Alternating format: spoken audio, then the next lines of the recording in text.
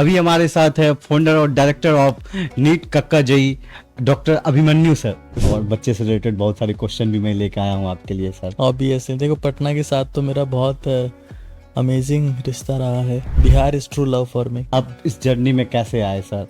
पहले से फिक्स था कि मुझे टीचिंग लाइन में जाना है, ये कैसे सर ये शुरुआत हुई? पापा का पेट्रोल चोरी करके कोचिंग आया करते, क्या कहानी है सर? ये प्रॉपर तो आप ही बताएंगे सर। जिंदगी में रास्ते आप चूज करते हो, बिल्कुल, लेकिन मंजिलें ऊपर वाला तय करता है। फिर मुझे ये पता चला कि इस दुनिया में जितने भी महान लोग हुए हैं, बिल्कुल सर, वो कहीं ना कहीं अपनी जिंदगी में किसी ना किसी स्तर पर शिक्षक रहे हैं। सबसे इम्पोर्टेंट तो उसको बेसिक्स पे काम करना चाहिए।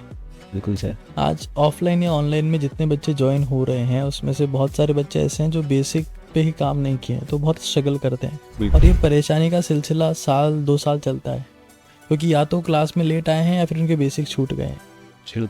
और फिर वो संघर्ष इतना बड़ा हो जाता है कि वो बच्चा कभी नशे की तरफ चला गया, कभी डिप्रेशन चला गया, एंग्जाइटी में चला गया, गलत आदतों में चला गया, सोशल मीडिया पे चला गया। तो सबसे पहले तो बेसिक्स पे काम करें। हेलो नमस्कार बच्चों, कैसे हो? उम्मीद करते हैं कि आप लोग बहुत अच्छे होंगे। अभी हमारे साथ है फाउंडर और director of NEET Kakka JEE doctor Abhimanyu sir. Hello sir, welcome to Sukesh academy. Thank you so much. कैसे हैं सर आप? All good. अब आप आ गए हैं तो अच्छे ही अच्छे हैं। आज आपसे बहुत सारी बातें करेंगे बिल्कुल बिल्कुल। और बच्चे से रिलेटेड बहुत सारे क्वेश्चन भी मैं लेकर आया हूँ आपके लिए सर। ऑब्वियसली देखो, पटना के साथ तो मेरा बहुत अमेजिंग रिश्ता रहा है, और आप पटना से हैं तो बहुत सारे यादें उससे जुड़ी हुई है, बहुत सारे जज्बात उससे जुड़े हुए हैं। तो Bihar is true love for me. बिल्कुल राइट सर।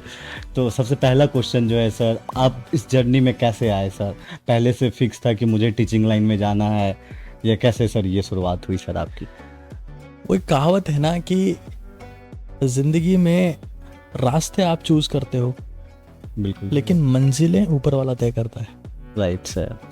तो मेरा रास्ता ये था कि यार मैं मेडिकल कॉलेज में गया, अच्छा, और मुझे स्किन का स्पेशलिस्ट बनना था। अच्छा, लेकिन उस दौरान ये हुआ कि जब मैं फर्स्ट ईयर में था तो मेरी सिस्टर जो थी, अच्छा, वो उसने भी बायोलॉजी सब्जेक्ट चूज किया। ठीक है। और सेकेंड ईयर, क्योंकि एमबीबीएस में सेकेंड ईयर 1.5 साल का होता है, जी। तो जब मेरा सेकेंड ईयर खत्म हुआ तो उसके बाद में वो 12th क्लास का पास हो गया। तो घर वालों ने कहा कि यार इसको कोचिंग करवानी है, क्या करें, बाहर तो कहीं भेजेंगे नहीं। तो फिर मैंने उसको घर से ही टीच करना शुरू किया, और उसकी 2-3 फ्रेंड्स और आ गई। ऐसे करके टोटल 5 लोग हो गए हमारे पास में फर्स्ट ईयर में। हाँ, वो और उसकी कुछ फ्रेंड्स आ गई। तो ओके। और एक मेरे फ्रेंड का छोटा भाई भी आ गया। तो ऐसे करके 5 लोग हुए। और फिर मैंने कॉलेज में, क्योंकि सारे सब्जेक्ट तो मैं टीच नहीं कर सकता, तो मैंने एक अपने बैचमेट को कहा, और हम गोयल को, क्या तो फिजिक्स पढ़ा दे, बायोलॉजी केमिस्ट्री में पढ़ा दूँ। तो ऐसे करके 5 में से 3 लोग फर्स्ट ईयर में सेलेक्ट हुए। उस वक्त राजस्थान पीएमटी हुआ करता था, अच्छा, राजस्थान प्री मेडिकल टेस्ट। और ऑल इंडिया लेवल पर नीट एक बार हुआ था, बट वापस से पीएमटी हो गया था। अच्छा। तो 2014 की बातें बता रहा हूँ आपको, हाँ। आज के 10 साल पहले की। तो जब उनका सिलेक्शन हुआ तो फिर उनके कॉमन फ्रेंड्स और आ गए। नेक्स्ट ईयर 18 लोग हो गए। अच्छा, यानी हमको भी आप ही पढ़ाओ। मेरा कोई इंटेंशन कभी नहीं था कि मुझे टीचर बनना है।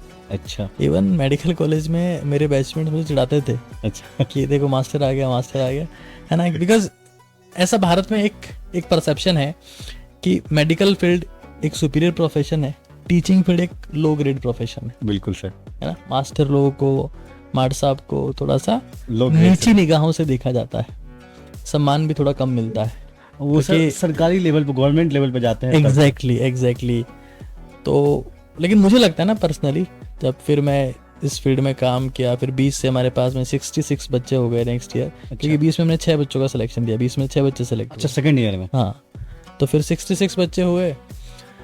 लेकिन मैंने हमेशा देखा ना, इस प्रोफेशन के साथ में, से कोई सा प्रोफेशन हो, बिल्कुल सर, अगर आप शिद्दत से काम करते हैं तो आप रेस्पेक्ट भी अर्न करते हैं, आप वैल्यू भी ऐड करते हैं, और आप कुछ ऐसा करते हैं जो सिग्निफिकेंट होता है, जिसकी इम्पोर्टेंस बहुत ज़्यादा होती है। और फिर मुझे ये पता चला कि इस दुनिया में जितने भी महान लोग हुए हैं, बिल्कुल सर, वो कहीं ना कहीं अपनी ज़िंदगी में किसी ना किसी स्तर पर शिक्षक रहे हैं। चाहे वो एपीजे अब्दुल कलाम हो, चाहे स्वामी विवेकानंद हो, चाहे महात्मा बुद्ध हो, चाहे महावीर हो। ये सभी लोग, और आज इनकी शिक्षाएं हम लोग याद रखते हैं, बिल्कुल सर। क्योंकि एक टाइम के बाद में जब इंसान का शरीर चला जाता है, शिक्षाएं रह जाती है। बिल्कुल सर, उनके ज्ञान दिए हुए रह बिल्कुल। जाते हैं सर। एक मैंने आपका वीडियो देखा था सर, उसमें मुझे आप सर बता रहे थे पापा का पेट्रोल चोरी करके कोचिंग आया करते, क्या कहानी है सर? ये प्रॉपर तो आप ही बताएंगे सर। देखिए, जब हम लोग कोचिंग हमने स्टार्ट किया, जी सर। तो उस वक्त हम लोग मतलब मैं कॉलेज में ही था, और हमारा थीम था no selection no fees. Okay, उस टाइम में सर? हाँ, क्योंकि हमको कौन देने वाला था फीस, ये बात मैंने कभी बताई नहीं कहीं पर भी। अच्छा। तो हम लोग 5,000 रुपये जो है बच्चों से लेते थे, और जब 6 बच्चे, मतलब शुरू में 5 बच्चा है तो एक तो फ्री थी सिस्टर, तो ओके हाँ 4 की फीस ली 5,000 रुपये, तो हो गए 20,000 रुपये। बिल्कुल सर। अब 20,000 में साल भर चलाना है। अब 20,000 को अगर आप ये देख लीजिए 300 दिन में डिवाइड कर देंगे तो 150 रुपये के आसपास पर डे हुआ, है ना। तो अब इतने में आपको खुद का भी देखना है, अपने साथी का भी देखना है। तो कई बार ऐसा होता था कि गाड़ी में तेल जो है वो ख़त्म हो जा रहा है, और सुबह जाए तो कैसे जाएं, कॉलेज भी जा रहे हैं तो कैसे जा रहे हैं, बाहर भी जाएं तो कैसे जाएं। तो पापा की गाड़ी से थोड़ा सा अच्छा 250 ml 180 ml निकाल लेते। हाँ निकाल लेते थे। और हालांकि इस चीज़ को मैंने कभी बोला नहीं कहीं पर। अच्छा। मतलब ये मतलब कुछ लोगों ने तो इसके ऊपर वेब सीरीज तक क्रिएट कर दी है कि अच्छा। गाड़ी को धक्का देते हो, बट ठीक है, हर इंसान की लाइफ में स्ट्रगल होते हैं। जो स्टूडेंट तैयारी करते हैं उनके भी संघर्ष हैं। आप पटना से यहाँ ट्रैवल किए हैं या फिर आप हर जगह जाते हैं, आपके भी संघर्ष है। बिल्कुल राइट। जिंदगी किसी की आसान नहीं होती है, लेकिन वो एक कहावत है कि जिंदगी खेलती उसी के साथ में है जो खिलाड़ी बेहतरीन होता है। खिलाड़ी बेहतरीन होता है। दर्द सबके एक से हैं मगर हौसले अलग अलग। कोई हताश होकर बिखर जाता है तो कोई संघर्ष करके निकल जाता है। तो लाइफ में स्ट्रगल तो होते ही हैं, बट आप कितनी सिंसियरिटी के साथ में स्ट्रगल को फेस करते हैं, that is very important aspect. Right sir. मैं जो बात करना चाहूँगा, अब बच्चे पे आते हैं सर, क्योंकि बच्चे के जो क्वेश्चन है सर, सबसे पहला क्वेश्चन जो है हमारे मन में जो आ रहा है सर, एक बच्चे जब नीट या जेईई का तैयारी करना शुरू करता है तो उन बच्चे के अंदर क्या गुण होना चाहिए? 3 ऐसे इंपॉर्टेंट पॉइंट बताइए कि उन बच्चे के अंदर होना ही चाहिए सर। देखिए, सबसे इम्पोर्टेंट तो उसको बेसिक्स पे काम करना चाहिए। बिल्कुल सर। आज ऑफलाइन या ऑनलाइन में जितने बच्चे ज्वाइन हो रहे हैं उसमें से बहुत सारे बच्चे ऐसे हैं जो बेसिक पे ही काम नहीं किए, तो बहुत स्ट्रगल करते हैं। बिल्कुल सर। सामने क्लास में बैठे हैं, 6 घंटे 7 घंटे क्लास हो गई है और वो रोज परेशान हो रहे हैं, और ये परेशानी का सिलसिला 1-2 साल चलता है, क्योंकि या तो क्लास में लेट आए हैं या फिर उनके बेसिक छूट गए हैं। और फिर वो संघर्ष इतना बड़ा हो जाता है कि वो बच्चा कभी नशे की तरफ चला गया, कभी डिप्रेशन चला गया, एंग्जाइटी में चला गया, गलत आदतों में चला गया, सोशल मीडिया पे चला गया। तो सबसे पहले तो बेसिक्स पे काम करें। बिल्कुल सर। इवन आप बिलीव नहीं करेंगे, रिसेंटली हमने नीट कागजी ऐप में बिल्ड योर बेसिक्स के नाम से एक सेपरेट आइकन बना दिया है। Okay sir. और उसमें हमने 15 वीडियो फिजिक्स का, 12 वीडियो केमिस्ट्री का यानी 27, और 6 वीडियो बायोलॉजी का, 33 वीडियोस। आपको फिजिक्स का पी पता है, केमिस्ट्री का सी पता है और बायोलॉजी का बी पता है। सिर्फ इतना पता होना चाहिए कि आपको कि सब्जेक्ट ये होता है। आप उन वीडियोस को देखिए और फिर आप दुनिया की किसी भी ऑनलाइन ऑफलाइन कोचिंग में जाके बैठ जाइए। मैं नहीं कह रहा मेरे पास आइए, किसी भी जगह। हाँ, आप कभी शिकायत नहीं कर पाएंगे कि मेरे को समझ में नहीं आया। अच्छा, ये मेरी गारंटी है। अच्छा, क्योंकि बच्चे के बेसिक बिल्ड हो गए हैं, उसको पता ही नहीं है कि भाई कार्बन जो है उसके ऊपर जब नेगेटिव चार्ज आ गया तो उसका बिहेवियर नाइट्रोजन जैसा हो जाएगा। तो अगर नाइट्रोजन पे पॉजिटिव आ गया तो उसका कार्बन जैसा हो जाएगा, ऑक्सीजन में पॉजिटिव आ गया तो उसका बिहेवियर नाइट्रोजन जैसा हो जाएगा। तो they are missing in that. तो सबसे पहले बेसिक्स पे काम करो, पहला पॉइंट हो गया सर। दूसरी दूसरी चीज, कंसिस्टेंट रहो। हार्डवर्क अगर किंग है तो कंसिस्टेंसी क्वीन है। क्योंकि हमको लगता है ना कि आप 1.5 लाख की फीस दे दिए हैं, हॉस्टल का रूम ले लिए हैं, शानदार टेबल ले लिए हैं, लैंप ले लिए हैं और लैपटॉप ले लिए हैं और शानदार नई नई चमचमाती किताबें ले लिए हैं, सिलेक्शन हो जाएगा। आपकी गलतफहमी है। अगर ऐसा होता तो हर अमीर इंसान का सिलेक्शन होता, हर मेडिकल कॉलेज उनका फिक्स होता है। ऑब्वियसली। तो कंसिस्टेंट रहना बहुत ज़रूरी है। एक टाइम के बाद ऐसा होगा कि नहीं समझ आ रहा, या फिर आज पढ़ने का मन नहीं है, या फिर टेस्ट में नंबर कमा के मूड ऑफ हो जाएगा, माँ बाप ने डांट दिया, कभी टीचर डांट दिया। एग्जैक्टली। तो कभी डीपीपी सॉल्व नहीं हो रही है आपसे, कभी क्वेश्चन नहीं बन रहा है, आप पेन फेंक दे रहे हो, जो है रजिस्टर फेंक दे रहे हो, फ्रस्ट्रेशन आएगा। बट कंसिस्टेंट रहना बहुत ज़रूरी है, क्योंकि कंसिस्टेंसी से कंपाउंडिंग काम करता है ओके सर। और कंपाउंडिंग से चमत्कार होता है। कई बार लोगों को लगता है कि मैं तो बहुत टैलेंटेड हूँ, मैं तो बहुत टॉपर हूँ। टैलेंट और टॉपर से ना तो कभी कोई यूपीएससी टॉपर बना है, ना कोई नीट टॉपर, ना कोई जेई टॉपर। वो बना है कंसिस्टेंसी से। दुनिया में अगर कोई सबसे कॉमन चीज़ है तो वो है अनसक्सेसफुल टैलेंटेड लोग भरे पड़े हैं। बिल्कुल सर।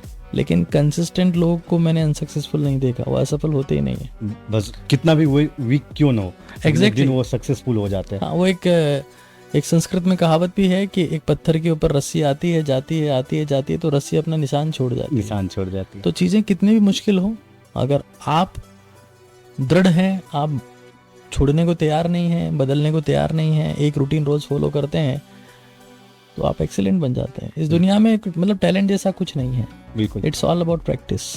और उससे इम्पॉर्टेंट ये है कि आजकल जैसे कई लोग कंसिस्टेंट है प्रैक्टिस करते हैं, तो उसमें ये भी आपको सेट करना पड़ेगा कि अगर मैं 10 क्वेश्चन कर रहा हूँ जी सर। तो मैं उसमें 5 से 7 मिनट का टाइम सेट करके 10 क्वेश्चन कर रहा हूँ। अच्छा।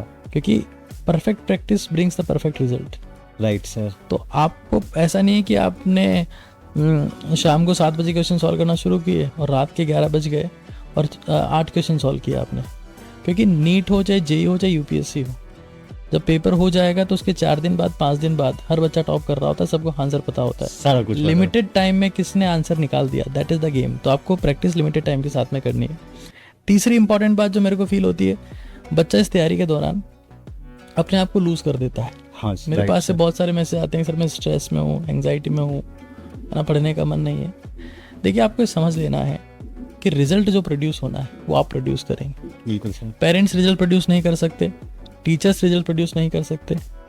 अगर पेरेंट्स किसी बच्चे को सक्सेसफुल कर पाते तो हर एक बच्चा उनका सक्सेसफुल होता। बिल्कुल सर। अगर टीचर सफल बना पाते तो हर एक स्टूडेंट सेलेक्ट होता। Right sir. अगर डॉक्टर्स किसी का ट्रीटमेंट कर पाते तो अस्पताल में कोई मरता ही ना। जिम्मेदारी आपकी है, तो ध्यान आपको अपने ऊपर देना पड़ेगा। और इसलिए मैं एक फॉर्मूला बताता हूँ जिसको सिद्ध बोलता हूँ। Okay sir. Sleep, exercise, diet, deep breathing, hydration, ये 5 चीजें आपको ध्यान रखनी है, अपने ऊपर इन्वेस्ट करना है। मतलब स्लीप प्रॉपर होनी चाहिए, एक्सरसाइज हर रोज सीढ़ियाँ चढ़नी है 20 मिनट, आपको पसीना बहाना है, डाइट आपकी ठीक होनी चाहिए, डीप ब्रीदिंग गहरी सांस रिलैक्स होने के लिए, और हाइड्रेशन पानी बराबर पीना है, क्योंकि आपकी बॉडी वाटर बेस्ड है, ऑयल बेस्ड नहीं है। बिल्कुल राइट सर। अगर आप सिद्ध को फॉलो करते हैं तो आप ये पाएंगे। क्योंकि कई लोग बोलते हैं ना साल खराब हो गया, किसका साल खराब हो गया? जिसने खुद का ध्यान नहीं रखा। बिल्कुल सर। अगर आप अपने आप को फिजिकली बेटर कर रहे हैं, एक्सरसाइज कर रहे हैं, डाइट आपकी ठीक है, तो आप कभी ये फील नहीं करेंगे कि मेरा साल खराब हो गया। तो सबसे important, build your basics, second be consistent, and third invest in yourself, क्योंकि आपसे ज्यादा कीमती इस दुनिया में और कोई नहीं है। ये 3 पॉइंट जिनके अंदर बहुत जरूरी है, वो सक्सेसफुल हो जाएंगे। सक्सेसफुल माँ बाप हो ना हो, अगर इन चीज़ों में वो कंसिस्टेंट रहते हैं तो उनकी सक्सेसफुल होने की संभावनाएं बढ़ जाती है। लेकिन इनको फॉलो नहीं करते हैं तो फेलियर होने की गारंटी है। फेलियर होने की गारंटी है। सर एक और आपका सेड का कुछ बताते हैं मतलब? हाँ, मैं अभी उसको मैं एक्सटेंड जो है कर दिया है। अच्छा। पहले मैं उसको SED तक ही था, अच्छा। Sleep, exercise, diet. अभी उसमें डीप ब्रीदिंग और हाइड्रेशन भी जोड़ दिया, तो सिद्ध कर दिया है। अच्छा, उसी को सेड कर। अच्छा सर, आपने बहुत सारा बुक भी लिखा है सर। हाँ, मैंने आपसे सर पटना में जब मिला था सर, हाँ, बिल्कुल तो सर जीत की रणनीति आपने लेके आया था सर, तो बहुत सारे बच्चे ने उसका प्रशंसा किया। मैंने हॉस्टल में भी दिया, तो वो लोग भी वहाँ पे बहुत हैप्पी थे। बहुत सारे ऐसे बच्चे थे जो आपको जानते थे सर। तो सर कैसे सोचे थे ये बुक इतना यूजफुल होगा? फिर आपने और बहुत सारे बुक, जैसे कि मैंने सुना है NCERT निचोड़, तो क्या सबका फीडबैक रहा और कैसे सोचे कि इस तरह का बुक बनाया जाए सर? शुकेश भाई, एक चीज़ होती है रिजेक्शन, कि आपको लोगों ने मना कर दिया। बिल्कुल सर। मैं स्टूडेंट्स के लिए जब भी फ्री होता हूँ कुछ ना कुछ लिखता रहता हूँ, और जब मैं उनको लिखता था उस कंटेंट को, तो लिख के मैं अपने न्यूज़पेपर वाले जो मेरे जानकार थे, क्योंकि उनमें हम थोड़ा एडवर्ट देते थे, तो मैं उनको दे देता था कि वो इसको छापो। तो जब वो मेरा आर्टिकल छापने लगे तो बाकी कोचिंग्स उनको बोलने लगे कि आप हमारा भी छापो, तो वो कहीं इंटरनेट से कॉपी पेस्ट करके उनको दे रहे थे। अच्छा। तो न्यूज़पेपर वाला का मेरे पास में फ़ोन आया कि भाई देखो ऐसा है, बाकी कोचिंग वाले भी कह रहे हैं कि इन्हीं का आर्टिकल क्यों छाप रहे हो, हमारा क्यों नहीं छाप रहे हो? तो न्यूज़पेपर में जगह नहीं बचती है, हम आपका आर्टिकल नहीं छापेंगे। अच्छा, मना कर दिया। हाँ, तो मैंने उन सारे आर्टिकल्स को कंपाइल किया। अच्छा। रीराइट किया, इम्प्रूव किया, बेटर किया, और जीत की रणनीति बनाई। अच्छा। और ये बनाने के बाद में जब मैं पब्लिशर के पास लेके गया तो उसने बोला कि आपके जैसे कई राइटर इस दुनिया में घूमते हैं, कोई इसको खरीदेगा नहीं, कोई इसको पढ़ेगा नहीं। आप अपने घर पे रखिए इस किताब को, कोई इसका मतलब नहीं। अच्छा, सर ने बोला है सब। हाँ, जो कुछ कंपनीज होती है उनका नाम तो नहीं लूँगा मैं, है ना, कुछ कंपनीज का नाम तो नहीं लूँगा, बट उन्होंने छापने से मना कर दिया। फिर हमने हमारे लेवल पे उसको पब्लिश किया और स्टूडेंट्स ने उसको बहुत प्रेम दिया, क्योंकि वो बात दिल से अगर आप लिखते हैं ना, क्योंकि ये काम चैट जीपीटी नहीं कर सकता। बिल्कुल सर, वो जो एआई नहीं कर सकता। और इवन बहुत सारे एसएससी के, यूपीएससी के, गवर्नमेंट एग्जाम के एस्पिरेंट भी जीत की रणनीति पढ़ते हैं। फिर मेरे को रिक्वेस्ट करने लगे कि कुछ अलग से बुक लिखी हमारे लिए, तो फिर मैंने अफसर नाम की बुक लिखी। अच्छा, बाकी गवर्नमेंट एग्जाम एस्पिरेंट्स के लिए, उनके UPSC लिए के लिए अलग से अफसर। तो सर अभी जीत की रणनीति क्या है सर? मार्केटिंग 50,000 कॉपीज सेल हो गई है बिना कोई मार्केटिंग। बिना कोई मार्केटिंग के, मतलब अच्छी सेलिंग है सर। हाँ, मान सकते स्टूडेंट थोड़ा सा सपोर्ट करते हैं तो ठीक है सर। फन टॉक में आप गए हुए थे सर आशु सर के साथ। हाँ तो वो वीडियो मैंने देखा है सर। हाँ तो उसमें बात हो रही थी एनसीईआरटी निचोड़ की। हाँ तो किसी कंपनी ने आपके बुक को मंगाया था सर। हाँ। क्या थी कहानी सर वो? देखिए, कुछ लोग पहले ऐसे थे, देखिए जब किसी कंपनी में फंडिंग आती है ना, जी जी सर। तो कंपनी अग्रेसिव होने का दिखावा करती है। Right sir. और उस अग्रेसिव होने के दिखावे की आड़ में वो दुनिया की किसी भी इंटेलेक्चुअल प्रॉपर्टी की वैल्यू नहीं करती कि किसी इंसान ने अपने दिमाग से बनाई होगी। तो मैं ऐसे उनके कई वीडियोस देख चुका था जिसमें कोई टीचर कह रहा है कि आपने हमारी बुक लेके छाप दी, कोई टीचर कह रहा है दूसरी बुक लेके छाप दी। जैसे कि सर मैंने जब अजमेर आया तो देखा कि सेल्सियस ही दिख रही थी सर। तो सर यहाँ की जर्नी कैसा लग रहा है सर? और छोटा सा शहर सर एक अजमेर, यदि अपेक्षा करें जहाँ भी एजुकेशन हब है उसकी अपेक्षा में तो छोटा है सर। तो यहाँ पे कैसे सर सस्टेन आपने किया सर? देखिए, अजमेर सेल्सियस के नाम से हमने स्टार्ट किया। नीट काका जी तो हमने कोविड के बाद में बनाया। Okay sir. और सेल्सियस जो है उसका अल्टीमेट गोल ये है कि पर्सनल केयर, मतलब आप हमारे यहाँ पर रैंकर बैंकर सेपरेशन नहीं है। Okay sir. जो आपको हर बड़ी जगह पे दिखेगा कि एक तो रिजल्ट वाला बैच है उनको और एक नॉर्मल बैच है, हम ये नहीं करते हैं। We don't do that. Great तो सर। अगर आप इस सिंसियरिटी के साथ में काम करते हो, हर साल कोर्स कंप्लीट कराते हो, अच्छे टीचर्स आपके पास में होते हैं, वही होते हैं जो ऑनलाइन में पढ़ा रहे होते हैं। तो आज हमारे पास में 20 स्टेट का बच्चा यहाँ पर पढ़ रहा है और साल दर साल ये चीज़ इंक्रीज ही हो रही है। सिर्फ सिटी डिपेंडेंट नहीं है, मेरा हमेशा गोल रहा है कि आप जिस भी शहर में काम करो वो शहर आपके नाम से जाना जाना चाहिए। इससे गर्व की बात क्या होगी? मैं वही गोल मेरा होता है कि मैं कहीं पर भी काम कर रहा हूँ तो वो शिद्दत ज़िंदगी में होनी चाहिए जो शहर को बदल दे। तो सर मैं बिहार से हूँ, आप जैसे कि जानते हो अच्छे से सर। तो मैं चाहूँगा कि आप बिहार आएंगे। हमारे पास में ऑनलाइन का जितना स्टूडेंट है, मैं आपको सच बता रहा हूँ, जितना प्रेम मुझे बिहार के बच्चे करते ना, मेरे घर वाले भी नहीं करते। माँ बाप जो रेस्पेक्ट उनमें है, जो डेडिकेशन उनमें है, जो टीचर के प्रति सम्मान है उनका, जो तहजीब है उनमें, मैंने किसी में नहीं देखी। वो उस बैकग्राउंड से बिलोंग करते हैं जहाँ पर उनको ना कंटेंट मिल रहा है, ना टीचर मिल रहे हैं, ना कुछ मिल रहा है, ना फाइनेंशियल कंडीशन ठीक है, बट उनमें लड़ने का जज्बा है। बिल्कुल सर। बिहार के पास अगर कुछ नहीं है ना तो संघर्ष का जज्बा है, जो और किसी के पास में नहीं। किसी के पास मेहनती होते। हाँ, वो इसलिए है ना क्योंकि उनके पास में कुछ है नहीं और वो लोग सब कुछ हासिल कर लेते एक दिन। तो बिहार में तो मैं जब भी जाता हूँ, अभी तो मैं 2 ही बार गया हूँ। एक बार तो मैं स्टूडेंट्स के साथ में बुक देने के लिए उनसे बातचीत करने के लिए गया था। अब मेरा फिर से एक बार प्लान है, देखते हैं मेंटरशिप सेंटर या टेस्ट सीरीज किस फॉर्मेट में हम लोग वहाँ पर आएंगे। बट मैं बिहार के बच्चों की दिल से इज्जत करता हूँ। मैं हर बार ये कहता हूँ, जब मतलब कुछ लोग मुझे बोलते हैं सर आप लाइव क्लास में से बिहार की बात ही क्यों करते हैं, क्योंकि मुझे बिहार से प्रेम है। अच्छा। और किसी स्टेट का नाम लेता ही नहीं हूँ। तो अच्छा। कुछ लोग कहते हैं कि सर आप बिहार को जो है वो नीचे खींचते हैं। नहीं, that is my love for the Bihar. I just love Bihar, क्योंकि मैं बिहार के बच्चों को उनकी टोन में झाड़ देता हूँ। तो कई बार उनको लगता है अब कुछ अलग अलग चीजें हो जाती है उस वक्त जो लाइव चैट चल रही होती है उसके हिसाब से। कुछ याद हो सर बिहारी भाषा में सर बताएं आप। जब मैं बिहार जाके आया था तो एक बेसिक स्टोरी थी। एक्चुअली वहाँ पर मैं वो चने और मूंगफली कुछ मिक्स करके देते हैं, बिल्कुल सर, कागज में। तो वहाँ पर उस जो है मेरे को रात को भूख लगी तो मैं वहाँ पे गया ठेले पर। अच्छा। तो उसने मूंगफली और ये सब दिया, मेरे को 5 या 6 रुपए लिए उसने जो भी। तो मैंने उससे पूछा कि दारू जो है मिलता है? तो उसने कहा कि दारू तो नहीं मिलता है। तो उसके पास वाला आया एक, बोले भगवान देखे हो मैंने कहा नहीं, होते तो है ना। तो बिहार का वो एक इंसिडेंट था जो मैंने बच्चों को सुनाया। बोले बिहार में दारू दिखती नहीं है लेकिन होती है, बिल्कुल जैसे जो है भगवान दिखता नहीं है लेकिन होता है। तो that is the famous thing. बाकी उस वक्त क्या बात चल रही होती है उसके ऊपर डिपेंड करता है। बिल्कुल सर। तो आपका स्वागत है बिहार में, आप आइए सर। बिल्कुल बिल्कुल।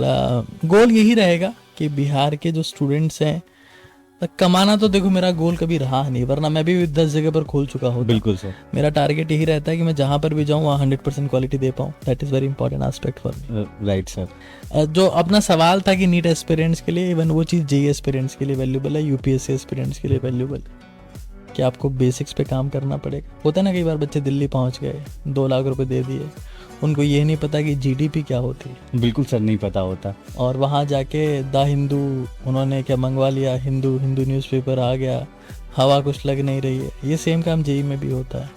वो पेरेंट्स प्रेशर है, सोसाइटी का प्रेशर है, बच्चा कभी कहाँ चला गया, वो बच्चा सफ़र करता है। तो वो बच्चा सफ़र ना हो इसलिए हमने वो बिल्ड योर बेसिक्स बनाया है। अभी वो जेई के लिए भी हम लोग काम कर रहे हैं, बिल्ड योर बेसिक्स। अच्छा, तो 25 से 30 लेक्चर एक बार आप देख लो, फिर जिस ऑफलाइन में पढ़ना है वहाँ पढ़ लो, जिस ऑनलाइन में पढ़ना है वहाँ पढ़ लो, तुम्हारी इच्छा है। अच्छा सर, एक क्वेश्चन आ गई मन में सर। क्वेश्चन ये आ गई सर कि जैसे जो बच्चे का मान के लो 9th 10th अच्छा नहीं रहा, क्या वो नीट क्रैक कर सकता है या जेई क्रैक कर सकता है? देखिए 9th 10th की बात छोड़िए, अगर 11 12 भी अच्छा नहीं रहा, क्योंकि मैं खुद की बात बताऊं तो मैं 11वीं 12वीं में क्रिकेट खेलता था। अच्छा। तो मेरा कभी ये क्लियर नहीं था कि मेरे को डॉक्टर बनना है। मेरे पेरेंट्स कभी नहीं चाहते थे कि मैं पढूं, वो चाहते थे मैं खेलूं। अच्छा। क्यों, ऐसा क्यों सर? आई डोंट नो, उनका मतलब मेरे फादर का ड्रीम रहा है कि मेरे को क्रिकेट खेलना चाहिए। अच्छा अच्छा। बट जब मैं आगे गया, फिर मेरा राजस्थान अंडर 19 कैंप में सिलेक्शन हुआ। तो मैं कैंप में सेलेक्ट हुआ तो मैं राजस्थान अंडर 19 की टीम में आया। लेकिन जब हमारा पंजाब से मैच हुआ तो मुझे एक्स्ट्रा में रख दिया गया, जबकि मैं फर्स्ट डाउन खेल रहा था राजस्थान की तरफ से इन द प्रैक्टिस मैचेस। कि मैं एज ए फर्स्ट डाउन खेलना चाहिए था। नॉकआउट टूर्नामेंट था तो हमारी टीम पहले ही मैच में बाहर हो गई। अच्छा। फिर पापा ने कहा कि इस टूर्नामेंट के लिए कैंप में गया तो 3 महीने ख़राब हुए तेरे, और लास्ट में रिजल्ट ये आया कि फिर खिलाया नहीं लास्ट में। तो फिर मैंने एग्ज़ाम की प्रिपरेशन किया। अभी आप निर्मल यहाँ का बच्चा, वो 9th क्लास में फेल था। अच्छा। वो बहुत सारे बच्चे होते हैं ऐसे, उसके भी 680 मार्क्स आ रहे हैं नी 2024 में। तो फेल्योर हैज़ नो कनेक्शन। आप बहुत सारे यूपीएससी एस्पिरेंट देखोगे ऐसे जो 9th में फेल हो गए, 10th में फेल हो गए, फिर वापस री अटेम्प्ट दिया और बाद में जो आईएएस बने, आईपीएस बने, ब्यूरोक्रेट्स बनते। तो फेल्योर तो एक माइलस्टोन होता है।